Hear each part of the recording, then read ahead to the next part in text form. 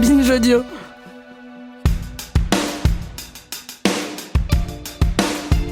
Régulièrement, comme tous les parents j'imagine, je suis sollicité par ma progéniture pour lui procurer tel ou tel nouveau jouet incontournable. Non mais tu comprends, à l'école tout le monde en a sauf moi. Certes, l'argument est sans doute un poil exagéré, mais tout de même. C'est assez révélateur de voir que les générations passant, les jeux et les jouets restent l'un des sujets majeurs de la cour de récré. Et ça ne vient pas de nulle part. Car si nous étions obsédés par les POG ou les cartes Pokémon, et si nos enfants le sont tout autant, c'est que tout est fait pour que ça dure. C'est ce qu'on va voir dans cet épisode. Je suis Thomas Rozek et vous écoutez Programme B.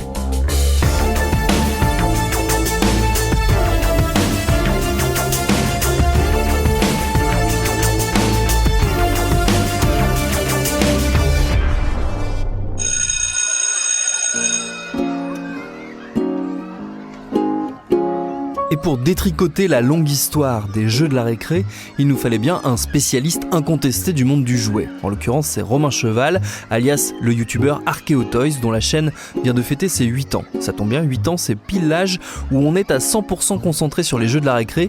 En tout cas, c'est pile l'âge où la récré, c'est un moment stratégique. Qui dit récré dit temps assez limité. T'as 15 minutes en récré, pas plus. Et donc rapidement on a développé des jeux qui sont hyper anciens, hein. Je pense aux osselets par exemple ou aux billes qui sont joués depuis l'Antiquité mais qui étaient déjà joués dans les écoles de l'Antiquité. Donc là le jeu de récré est aussi vieux que l'école en fait. Moi j'y mettrais les osselets, j'y mettrais les billes, j'y mettrais en fait tout ce qui est... on peut d'ores et déjà les mettre par catégorie. On va avoir des jeux d'adresse, beaucoup. On va avoir des jeux qui vont être plutôt liés au physique. Est-ce qu'on peut appeler ça de l'éducation physique ? J'en suis pas sûr. Mais en tout cas, dans l'idée de jeu de récré, c'est un jeu qui est surveillé. Tu peux pas faire ce que tu veux en récré. Il n'y a pas de jeu dangereux possible en récré. Moi, je suis assez vieux pour avoir connu les cages à écureuils qui sont interdites maintenant, mais ça pose tout simplement le cadre de comment laisser jouer les enfants pour qu'ils ne se blessent pas, qu'ils ne s'entretuent pas. C'est vrai que le sujet du jeu de récré en lui-même, c'est pas le plus abordé sur le web ou ailleurs, mais c'est probablement un des plus passionnants parce que c'est un jeu qui se fait devant les adultes. C'est un jeu de grande communauté, on n'a pas eu beaucoup d'occasions d'être à 150 ou 200 du même âge. Là, ça donne des vraies armées d'enfants. Et plus lointainement, on va dire, une fois rentré à la maison, le jeu continue encore puisque soit il doit être acheté par les parents, on doit y ajouter des add-ons, je pense aux cartes Pokémon par exemple, pour pouvoir améliorer son deck. Enfin, il y a cette idée-là de presque défi dans les écoles qui est assez passionnant et qui encore une fois est très intéressant parce que c'est hyper ancien. Des bastons d'élèves pour des histoires de cartes volées ou de cartes perdues, ça existe déjà au début du XXe siècle, sauf que c'est pas des cartes Pokémon, c'est des cartes qu'on offre dans les paquets de cigarettes. Ne fumez pas les enfants. Cette idée-là, elle est vraiment hyper ancienne et c'est assez marrant puisque le jeu de récré c'est aussi un jeu social. Disons que ça te permet de te positionner socialement. Celui qui est bon au foot, il sera toujours choisi en premier dans l'équipe de la classe et puis comme ça à la récré, il est sûr d'avoir des trucs bien. Ça va être un petit peu plus compliqué pour les autres et donc on va avoir cette espèce de rapport de qu'est-ce que t'as apporté pour te divertir toi à la récré. Les marques s'y sont engouffrées assez rapidement et on sait, notamment dans les années 80, qu'elles n'hésitaient pas à aller observer les enfants dans les écoles et même à en soudoyer certains qui étaient considérés comme populaires et donc on leur faisait des cadeaux en disant ouais super, les autres seront jaloux donc on va lancer notre produit. Ça a été le cas des cartes Kratos par exemple. Alors précision pour les plus jeunes d'entre vous, les cartes Kratos ou Crado, ce sont des cartes à collectionner lancées dans les années 80, des cartes avec des gamins tous plus dégueux les uns que les autres, couverts de morve, de déjections diverses et occupés à semer le chaos et la destruction. Notez que derrière les Krados, on retrouve notamment Art Spiegelman, le dessinateur, auteur de la BD culte Maus. Mais revenons donc à nos Krados qui débarquent dans les cours d'école à partir de 1989. Avimage, la société qui les distribuait en France à cette époque-là, a visiblement envoyé des agents devant les écoles parisiennes. Alors ça fait un peu peur dit comme ça, on voyait des adultes devant les écoles, mais c'était pour distribuer des cartes, et surtout pour distribuer des cartes à pas tous les enfants. C'est quand même assez horrible de se dire que le marketing devient préférentiel dans les années 80, mais même sur des cibles infantiles qu'on est censé un peu plus respecter. Parmi les grands best-sellers des jeux de récréation, il y a souvent des recyclages de grands classiques. Alors, ma génération, probablement la tienne, et peut-être la vôtre, amis auditeurs, avait connu les JoJo's. Donc les JoJo's, c'est tout simplement un jeu d'osselets vendu séparément. Donc c'est très malin, puisqu'il faut au moins 5 ou 6 osselets pour pouvoir jouer. Et là, ils sont vendus par deux. Plutôt que de les reproduire des morceaux d'os d'agneau, puisque c'est le cas, normalement, on va resculpter ces osselets pour en faire des personnages, et on va les vendre chez ton marchand de journaux pour moins de 10 francs le paquet. On est sur la naissance des blind bags quasiment. C'est pas les seuls. On peut citer les Babies aussi qui ont fait exploser les cours de récréation à grands coups de poupons miniatures et rigolards. On a eu aussi les Cosmics qui étaient en réalité des contrefaçons de produits japonais honteusement distribués chez nous. Mais on est aussi dans cette idée de jeu de récré sur des jeux qui sont pas censés durer. Le POG en est un très très bon exemple. On est sur une simple rondelle en carton. Quand le POG explose en France, il nous vient déjà des États-Unis, mais à la base, et ça c'est particulièrement intéressant, même son explosion aux États-Unis vient d'une seule école. POG, le jeu. Entraîne-toi, collectionne-les tous et deviens imbattable.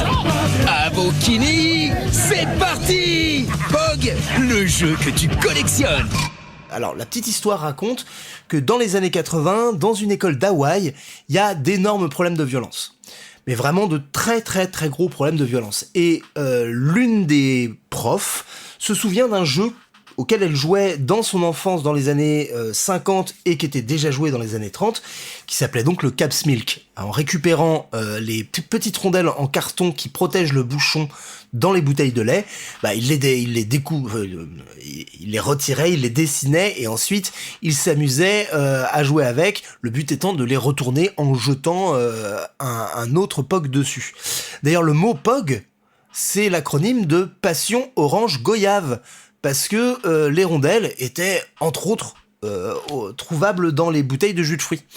Et donc, cette violence dans l'école va baisser grâce à l'introduction de cette espèce de duel de rondelles de carton et devenir le jeu légendaire qu'on connaît encore aujourd'hui. Si ça a aussi bien marché, en tout cas en France, c'est aussi grâce à un seul homme, le patron d'Avimage, qui est le même qui avait distribué les Kratos un peu moins de 10 ans plus tôt. Donc on est aussi sur des réseaux de distribution. Le but, c'est avant tout de prendre l'argent de poche des enfants. On est probablement à une époque où l'argent de poche augmente. En tout cas, l'enfant est clairement désigné comme le client. On n'essaye plus de séduire les parents.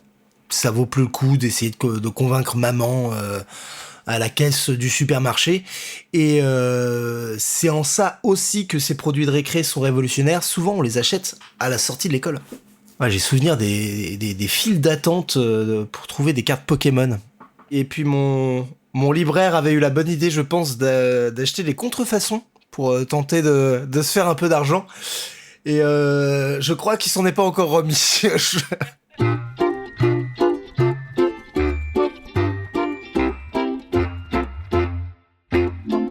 L'autre particularité du jeu de récré, c'est que souvent il est sexué. Tu ne joues pas avec les filles de la même manière que tu joues avec des garçons.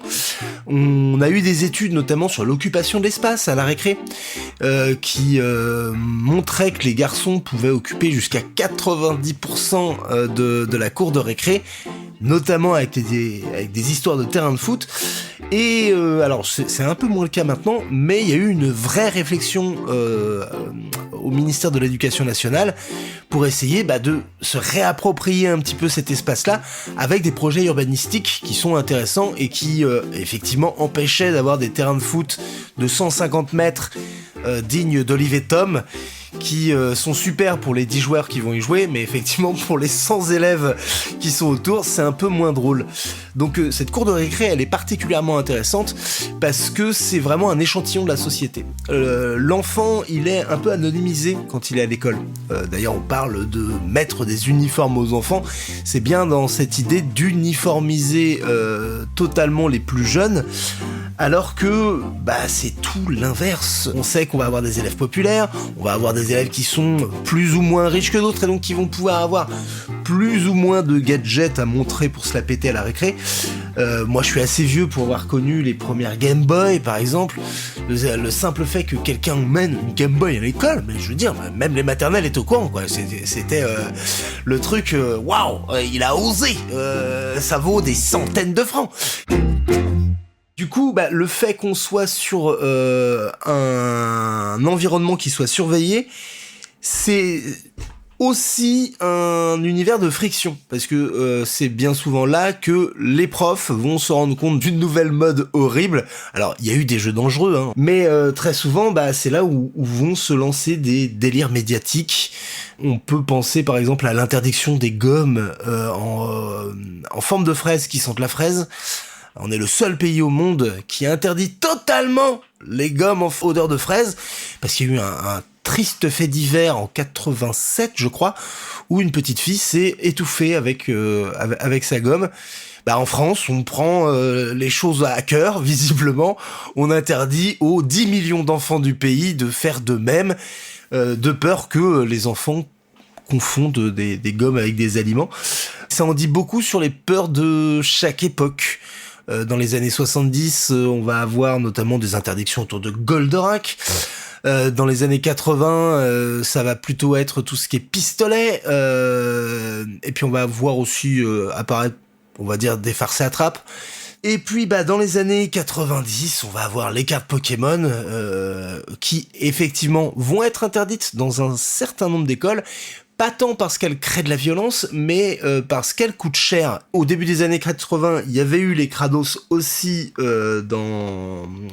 interdites dans un peu plus de 600 écoles, surtout des écoles privées. Et ce qui est assez drôle, c'est qu'à chaque fois, on a un effet Streisand. Puisque en interdisant les cartes Pokémon ou en interdisant les cartes Crado, on ne parle plus que de ça en fait. Ça s'est probablement moins bien vu sur les Pokémon que sur les Crado. Peut-être aussi que la machine était mieux rodée en 98-99 au moment de Pokémon. Mais pour les cartes Crado, non seulement tous les journaux se sont mis à en parler, Spirou Magazine s'est mis carrément à en mettre en couverture, en créant le débat, genre est-ce qu'il faut absolument que les enfants jouent avec des trucs horribles. On a le commandant Cousteau qui envoie une lettre à 30 000 enfants, enfin c'est complètement dingo. Il envoie une lettre aux 30 000 membres de son association de protection contre la nature pour prévenir les parents que s'ils achètent des cartes Kratos, leurs enfants termineront à la cocaïne. Il insiste sur le fait que c'est de la pollution mentale. Et là aussi, forcément, je pense que tous ceux qui n'avaient pas encore entendu parler des Krados vont en entendre parler à ce moment-là. Ça explose à nouveau dans les cours de récré. Et d'ailleurs, ça explose surtout en France. Pour la petite histoire, en Belgique, ça n'a posé aucun problème. Pour ou contre les Kratos ? Ces petits personnages hideux, teigneux, baveux ont envahi les cours d'école et peut-être même les classes. 40 millions de petites images ont été vendues en un mois. Il faut les coller ensuite sur un album. Les psychologues d'enfants se disputent sur l'influence de ces images dégoûtantes. Les enfants, eux, adorent. Des vedettes au nom un peu crado, bien sûr, que les enfants ont vite adopté et retenu. Mathieu le Dégueu, Marcel Cervelle. Et tu trouves ça bien ? Ouais, c'est marrant. Malgré ça, certains établissements ont déjà déclaré la guerre aux petits personnages. Et maintenant, même le ministre de l'Éducation s'en mêle. Que des enfants très jeunes, parce que ça concerne des enfants très jeunes, disent pipi caca boudin et se marrent avec ce genre de truc, ça, je crois, c'est sain, c'est naturel. Ce qui me paraît très pervers dans cette affaire, c'est que ce sont des adultes, pour des objectifs commerciaux, ils s'en vendent d'ailleurs, puisqu'ils parlent des millions d'exemplaires qu'ils vendraient, qui joue sur ce qu'il suppose être la psychologie de l'enfant pour vendre.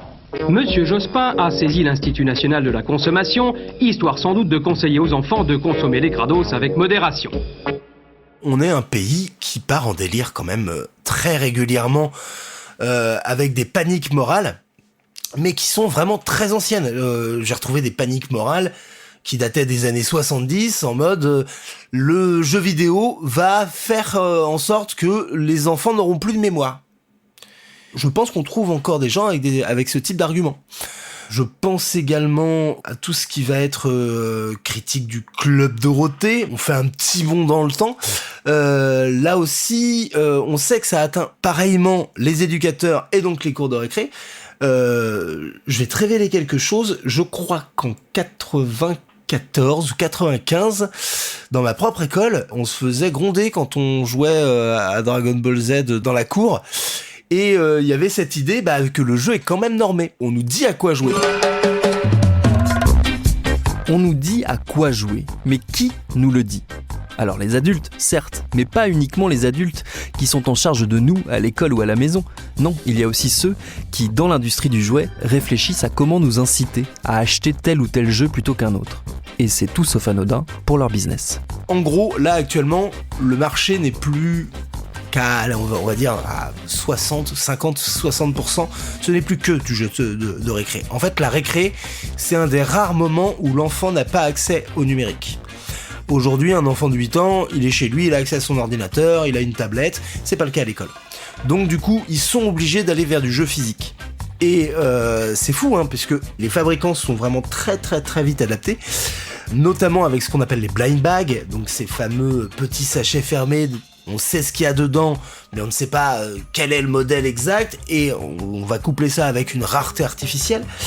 Du coup, là aujourd'hui, si on va dans un magasin, je pense qu'on sera vraiment surpris du côté pléthorique de cette offre-là, qui touche à la fois les garçons et les filles. Ça a peut-être d'ailleurs commencé avec les filles, notamment avec les poupées LOL. On ne sait pas exactement ce qu'on achète, on l'achète pour de la complétion, c'est-à-dire qu'on l'achète pour l'ajouter à quelque chose qu'on a déjà. Dans les cours de récré, effectivement, ça va amener un certain sens, on va dire du commerce, mais aussi des regroupements. C'est simple, on a trouvé le personnage rouge, on a un copain qui a l'arme rouge. Bon on va peut-être se mettre d'accord, faire des échanges, il va y avoir de la friction, mais en tout cas, il se passe quelque chose, il y a du jeu. Le problème, c'est que les marques se sont tellement engouffrées dedans qu'on en arrive à des choses qui sont presque plus viables. Actuellement, si on devait comparer un blind bag en termes de prix à un jouet en boîte vitrine, je pense que en termes de qualité-prix sur le plastique, on est sur du 1 à 5. Si on doit comparer une poupée Barbie de 30 cm avec une poupée LOL vendue le même prix et qui va faire 5 cm, ça pose la question de cette technique marketing qui visiblement fonctionne très bien, et puis peut-être aussi que les intérieurs sont un peu plus petits que dans les années 80. Donc forcément, peut-être qu'on a moins la place pour avoir la maison géante de Barbie, mais on atteint des sphères, dirons-nous, qui tiennent du délire et qui surtout finissent par se séparer des enfants. Je pense aux cartes Pokémon, notamment à tous les délires de scalpers, donc ces marchands gris qui n'hésitent pas à aller dévaliser les magasins pour revendre ensuite à vil prix sur internet. On n'aide pas les enfants d'aujourd'hui à avoir envie de jouer avec du physique. Il y a beaucoup de jouets électroniques, on a vu le retour de Furby cet hiver, il y a eu également les Furreal chez Hasbro qui fonctionnent plutôt bien. C'est en passe de devenir des jeux de récré par exemple. On a pu le voir avec le fameux compagnon virtuel numérique, le Brizzy cet hiver. On le retrouve dans quasiment toutes les écoles, et là aussi ça remonte.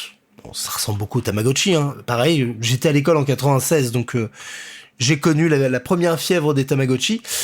Les profs s'étaient adaptés quand même très très vite. Les Tamagotchi avaient été interdits ultra rapidement, et je revois ma prof d'art plastique qui devait avoir un tiroir rempli de Tamagotchi piaillant en train de mourir de faim. C'est presque une installation artistique, hein. Le truc horrible.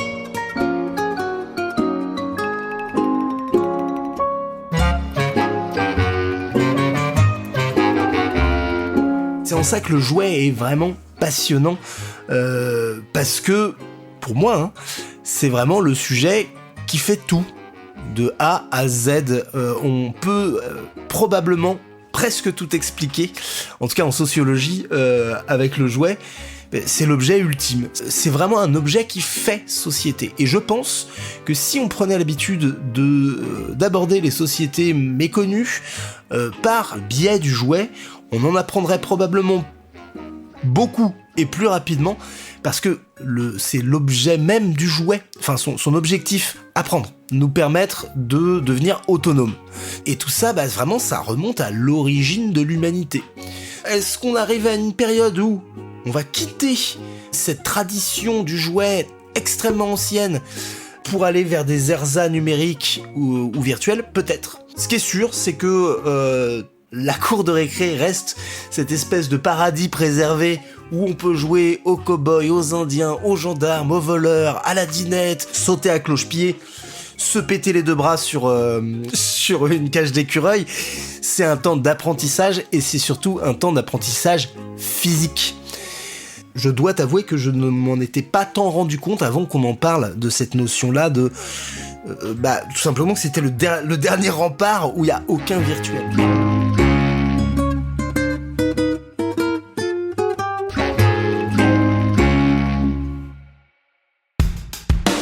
Merci à Romain Cheval, alias Archéotoys. Sa chaîne YouTube, que je vous conseille, regorge d'histoires et d'anecdotes incroyables sur le vaste et complexe monde du jouet, dont on reparlera bien sûr dans Programme B, un podcast de Binge Audio préparé par Charlotte Bex, réalisé par Quentin Bresson. Tous nos épisodes, les anciens comme les nouveaux, sont à retrouver sur toutes vos applis de podcast préférés. Cherchez-nous sur internet si vous voulez nous parler, et à très vite pour un nouvel épisode.